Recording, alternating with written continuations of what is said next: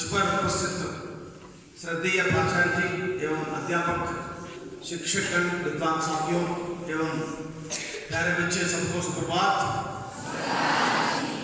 आज इस भाषा संगम की अंतिम कड़ी के रूप में आपका सामने हम लोग रखने वाला है भारत का तृतीय भाषा का रूप में जानने वाला उर्दू। आपको मालूम है कि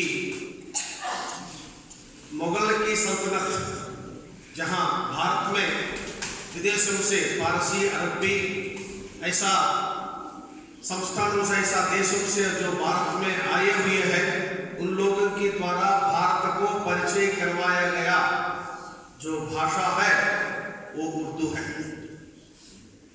फिलहाल पाकिस्तान में सभी जितने भी पाकिस्तानी हैं, पाकिस्तान में जो लोग हैं वे सभी बोलने वाला भाषा उनकी मातृभाषा प्रथम भाषा जो भी है वो उर्दू भाषा है।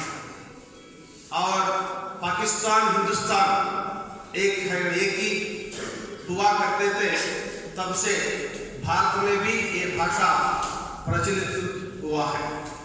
तो खासकर दिल्ली, पंजाब, हरियाणा और जम्मू कश्मीर इन प्रदेशों में इस भाषा का व्याप्ति सुचारू रूप से चल रहा है। उसमें कवियां कवित्रियां जो भी है बहुत अच्छे तरीके से उर्दू भाषा के अपनाने जा रहा है और उसका जो उर्दू भाषा का जो बोली है बहुत मधुर है। आप लोग जब समझेंगे तब समझ में आ जाएगा। आपको पता नहीं चलेगा कि उर्दू और हिंदी में अंतर थोड़ी है। आपको मालूम नहीं है, रोज जब हिंदी आप भाषा बोलते हैं उसमें आधा से आधा शब्द जो उर्दू का है, तो आपको मालूम नहीं है क्या हिंदी है क्या उर्दू है। फिर भी हम लोग जब बोलते हैं वो उर्दू शब्दों के साथ हिंदी भाषा का हम बोलते हैं। ये तो बहुत अच्छी बात है, लेकिन हिंदी का और हम जैसा राष्ट्रगान में भी कई शब्द उर्दू का प्रचलित है।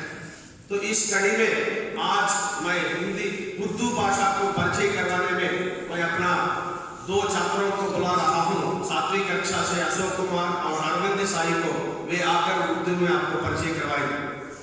हेलो, आदाब, व्हाट इज योर आदाब, आपका नाम क्या है? My name is Ashok. मेरा नाम अशोक है। How are you? आप कैसा हो? I am fine. मैं खैरियत से हूँ। All of you repeat with us. Hello, आदाब, आदाब, आदाब, आदाब। What is your name? आपका नाम क्या है? आपका नाम क्या है? आपका नाम क्या है? आपका नाम क्या है? My name is Ashok. मेरा नाम अशोक है। मेरा नाम अशोक है। मेरा नाम अशोक है। मेरा नाम अशोक है। How are you? आप कैसा हो? आप कैसा हो? आप कैसा हो? आप कैसा हो? I am fine. मैं खैरियत से हूँ। मैं खैरियत से हूँ। मैं खैरियत से हूँ। मैं खैरियत से हूँ। Thank you. उर्दू भाषा का अपना परिचय दिया है बहुत अच्छे तरीके से। तो हम लोगों को भी इसके साथ साथ जुड़ना हुआ होता है कि हैदराबाद की अपना राजधानी के रूप में हम लोग 2014 तक थे, इसलिए वहाँ काफ़ी लोग, तमाम लोग वहाँ उर्दू भाषा बोलते हैं। उनका प्रथम भाषा है, मातृभाषा है। वे अपना विद्याभ्यास पढ़ाई जो भी है वो उर्दू भाषा में करते हैं। इसीलिए भारत से उर्दू को अलग नहीं कर सकते। जब तक हिंदी है तब तक उर्दू चलेगा। तो लेकिन थोड़ी सी दिक्कत यह है कि हिंदी भाषा क्या है उर्दू कैसा है, ये पहचानने में थोड़ा बच्चों को दिक्कत है, बाकी सब ठीक ठाक है। और मैं और एक बात आपको बताना चाहता हूँ कि इतना भाषा हम लोग भारत में है, क्यों एक से ज्यादा भाषाएं हमको सीखना क्यों जरूरी है कि उदाहरण के लिए आप उत्तर भारत में देखिए, सबसे पहले भारत में जो सिविल एग्जाम होता है उसमें अभी तक जो है बिहार, उत्तर प्रदेश का लोग आते हैं, IAS ऑफिसर आता है, क्योंकि वो भाषा के माध्यम से, जो भाषा वो हिंदी है तो प्रश्न पत्र जो है अंग्रेजी में और हिंदी में दोनों में आता है। आपका जो भी कंपटीशन परीक्षाएं जिसका हिंदी आता है और इंग्लिश आता है, दोनों बराबरी में जिसका ज्ञान है वो बहुत अच्छा पास कर सकते हैं। लेकिन वो लोग इसलिए है, उनका बचपन से ही मातृभाषा के प्रति जो रुचि है, प्रेम है, उसके साथ साथ वो पढ़ते हैं, साहित्य ज्ञान अर्जित करते हैं, तब वो बहुत अच्छे तरीके से वे IAS IPS जो भी है वो करते जाते हैं। तो जहाँ तक आंध्र का, आंध्र प्रदेश में भी जो भी परीक्षाएं होता है वो अंग्रेजी में और तेलुगु में होता है।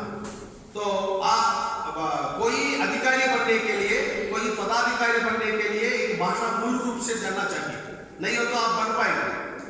आपके पास विषय सब्जेक्ट जितने भी हो, आप परीक्षा जो प्रश्न जो समझने में जो है भाषा आपको सहायता कर सकती है, करती है।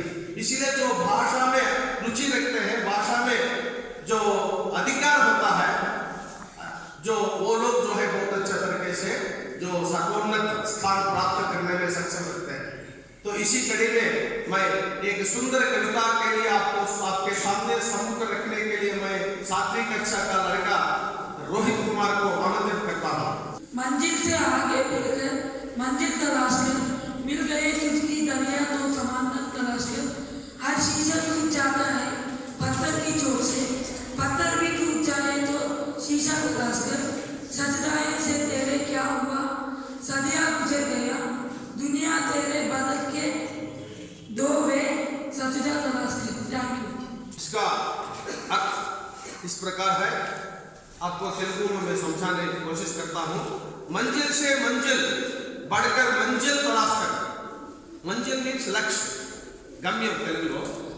మీరు ఉదాహరణకి మీ లక్ష్యం ఉండాలంటే IAS IPS ఉండాలి, అప్పుడు 10th క్లాస్ టాప్ कर सकते हैं। అంతేగాని చిన్న లక్ష్యాన్ని ధృవపరుచుకొని లక్ష్యించుకొని అక్కడికే స్థిమితమైపోతారు। కాబట్టి లక్ష్యం ఇది APJ అబ్దుల్ కలాం చెప్పింది కూడా ఇదే, మీరు కలలు కనంటే దీని యొక్క అర్థం ఇదే। పెద్ద లక్ష్యాన్ని ముందు సంకల్పించుకోవాలి, ముందు ఆలోచన రావాలి, అటువంటి ఆలోచన సరళి మీకు ఉండాలి, అప్పుడు దేన్నైనా మనం సాధించగలుగుతాం। మంజిల్ సే మంజిల్ పడకర్ మంజిల్ తలాష్ కరో, మిలేగా తుజ్కో దరియా కే సముద్ర తలాష్ కర్। అప్పుడు మీరు ఏంటంటే సముద్రాన్ని కూడా దాటగలిగినటువంటి శక్తి, సామర్థ్యం మీకు వస్తుంది। కాబట్టి చిన్న లక్ష్యాన్ని ఏర్పరచుకోకూడదు, పెద్ద లక్ష్యాన్ని ఏర్పరచుకుంది చిన్న అభివృద్ధిగా అయితే మనము దాంట్లో సాధించగలుగుతాము। రెండోది హర్ సీసా టూట్ జాతా హై పత్తర్ కి చోట్ సే। సీసా అంటే ఈ గ్లాస్, మనము అద్దం ఉంది కదా, ఈ అద్దం ఏదైనా రాయి తీసుకుని కొడితే అన్ని పగిలిపోతాయి, ముక్కలైపోతాయి। కానీ మీరు ఎలా తయారంటే ఆ రాతిని పగిలిపోతే గ్లాసు లాగా, అద్దంలాగా తయారు కావాలి అంటే ఈ ప్రపంచంలో మిమ్మల్ని ఎవరు ఏమీ చేయలేని మజబూత్ అంటే అటువంటి చక్కగా మీరు తయారు కావాలి। ఏమొచ్చినా కూడా, ఎన్ని కష్టాలు వచ్చినా ఎదుర్కొనే సామర్థ్యం మీరు సంపాదించుకోవాలి అని చాలా అద్భుతంగా చెప్పారు। తర్వాత మూడోది సర్గం సే తేరే క్యా హువా, సదియా గుజర్ గయా, దునియా తేరే బదల్ దే తో సజ్జాతులకు బదల్ జాయే। అంటే అనేక సంవత్సరాల శతాబ్దాలు గడిచిపోయింది, ఏమే నువ్వు పూజలు పురస్కారాలు తర్వాత అది ఇది చేసి అన్నీ పాటిస్తున్నావు, కానీ ఎటువంటి మార్పు లేదు। నీ యొక్క ఆలోచన సరళను మార్చుకో, నీ అంతకు నీకు ఆలోచన సరళను మార్చుకో, నువ్వు ప్రపంచాన్ని మార్చవచ్చు అని ప్రముఖ ఉర్దూ వైపు ఈ విధంగా చక్కటి కవిత చెప్పారు। చాలా చక్కగా, ధన్యవాదాలు ఈ విద్యార్థి।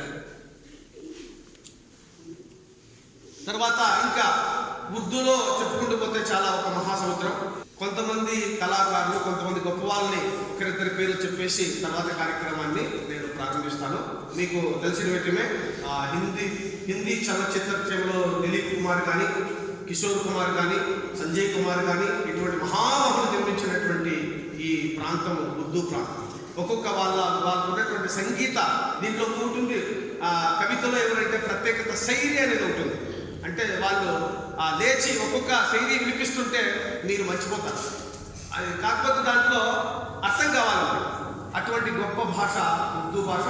కాబట్టి మన విద్యాలయంలో దాన్ని కూడా పరిచయం చేశాం, చాలా సంతోషం। తర్వాత ఇకపోతే ఈరోజు ఇది భాషా సంగమం సమాప్తం రోజు, అంటే గత నవంబర్ 20 తారీఖు నుంచి ఈరోజు డిసెంబర్ 21 తారీఖు వరకు ఈ మధ్యకాలంలో విద్యాలయలో పనిచేసినటువంటి దినాల్లో మనకు భారత ప్రభుత్వము పార్లమెంటు ద్వారా ఆమోదింపబడినటువంటి భాషలన్నింటినీ సమాన రూపంలో సమాన స్థాయిలో మీ ముందుకు ఉంచడం జరిగింది. కాబట్టి దీనికి మనం ముఖ్యంగా ధన్యవాదాలు చెప్పుకోవాల్సింది భారత ప్రభుత్వం ఎన్సీఆర్టీకి, అదేవిధంగా మన మానవ వనరుల శాఖ మంత్రి మన శాఖకి, అదేవిధంగా మన కమిషనర్కి, అదేవిధంగా మన డిప్యూటీ కమిషనర్కి, అదేవిధంగా మన ప్రాచార్యులకి. ఈ విధంగా క్రమం మన దగ్గరకు వచ్చి ఈ విధంగా మనం రోజు ఈ కార్యక్రమాన్ని నిర్వహించుకున్నాం. ఇకపోతే ఈ కార్యక్రమానికి శ్రీకారం చుట్టినటువంటి మన వరిష్ఠ అధ్యాపకురాలు శ్రీమతి లలితమ్మ మేడం గారి ద్వారా కార్యక్రమం అప్పుడు విపి మేడం గారు కూడా ఉన్నారు. వారి ద్వారా నవంబర్ 20వ తారీఖు ప్రారంభమైంది. ఆమె ఉత్సాహంతో ఉబలాటంతో ఈ కార్యక్రమం ప్రారంభమైంది. మరి మా వెనుక ఉండి నడిపించింది శ్రీమతి లలితమ్మ గారికి, శ్రీమతి అనురాధ మేడని, అస్రఫ్ అలీ जी हिंदी वरिष्ठ अध्यापक हिंदी डिपार्टमेंट का हेड श्री पद्मनाभ रेड्डी जी, నేపాలీ భాష నుంచి ఈరోజు ఉర్దూ భాష వరకు నేను 9 భాషలు నిర్వహించాను. ఈ 9 భాషల్లో నాకు సహాయ సహకారాలు అందించినటువంటి సంస్థ అధ్యాపక బృందానికి, ఈ కార్యక్రమం చేసేదానికి మీరు లేకపోతే ఏమి జరగదు. మేమంతా వృధా.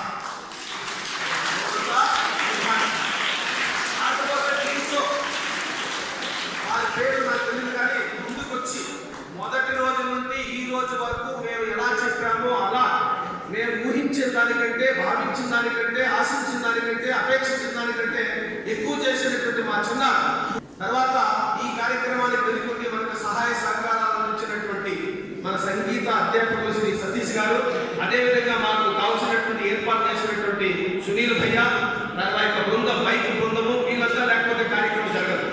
వాళ్ళకి కూడా నేను హృదయపూర్వకంగా ధన్యవాదాలు చెప్పుకుంటున్నాను.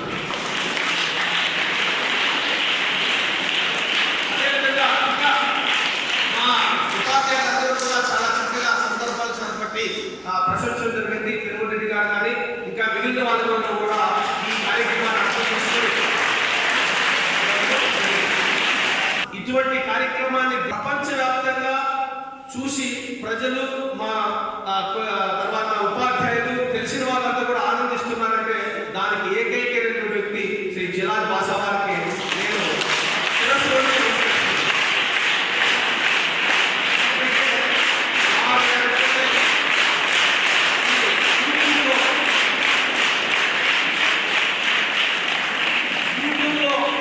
చూడొచ్చు. ఎప్పుడైనా అందరూ కూడా వారికి మెసేజ్ పెడుతున్నారు, చాలా బాగుంది మీ విద్యాలయంలో ఎంత చక్కటి కార్యక్రమం జరుగుతున్నాయా, మా విద్యాలయం లేదనేసి నాకు రోజు ఈమెయిల్ తర్వాత మెసేజ్ వస్తున్నాయి. దీనికంతా కార్యక్రమం శ్రీ జిలాల్ భాష ఇంత చేసిన తర్వాత దీనికంతా వెనుకున్నటువంటి మూల స్తంభం మన ప్రధానాచార్య. ఆయన లేకపోతే కార్యక్రమం లేదు, ఆయన అనుమతి లేకపోతే కార్యక్రమం లేదు. ఆయన పూర్తిగా సహించి భరించి, ఎందుకంటే మాకు చాలా సబ్జెక్టు గణితం, ఎందుకంటే లాంగ్వేజ్ టీచర్స్ భరించాలంటే కష్టం. కాబట్టి పాపం ఆయన వేదిక మీద ఇటువంటి భాషా కార్యక్రమాలను కూడా భరించారు. కాబట్టి వారికి శిరస్సు వచ్చి నేను ధన్యవాదాలు తెలుపుకుంటున్నాను. నమస్కారం. చివరిగా మీకందరికీ కూడా ధన్యవాదాలు తెలుపుకుంటూ ప్రధానాచార్యులు ఒక్క మాట మాట్లాడతారు. शिक्षक साथियों और मेरे प्यारे बच्चों, सभी को सुप्रभात। जैसे अपना विद्यालय में एक महोत्सव कम से कम 1 महीने से होते आ रहा है, आज खत्म होने वाला है। ऐसा लग रहा है ये बहुत जल्दी 30 दिन पास हो गए, खत्म हो गए। मगर जो भी आप लोग और शिक्षकगण जो भी यहाँ पे कार्यक्रम किया है उसका थोड़ा उपयोग तो आप लोग को भी होना ही चाहिए। इसी के लिए हम ऑलरेडी अपना कंप्यूटर साथ से कहा है एक बड़ा फ्लेक्सी बनाएगा, वो पूरा एक फ्लेक्सी को एक जगह में लगा रहेगा। आप लोग हमेशा पढ़ते रहिएगा और आपको थोड़ा बहुत जानकारी रहेगा ही, भूलना नहीं। Once the language or anything we learn, we are not concentrating later on. For the day it is completed. What about the next day? Okay, so my dear children, whatever the opportunities are given to you people, you have to utilize them in a proper way. So what we plan, that the flexi will be there in our Vidyalaya, so that you can learn at least these 5 sentences in so many languages. Whatever, everybody is having some capability. Some of you can be able to remember these 5 sentences in all 22 languages. Some of you may not. Suppose when you are traveling out of our state, if you talk to them, at least if you say Namaskar, thank you, like these words in their language, they feel very happy. Outright they will come forward and help you, whatever the case that may be. So at least you try to learn these 5 sentences in as many as languages as possible. That you can keep in your notebook also. Always you can see.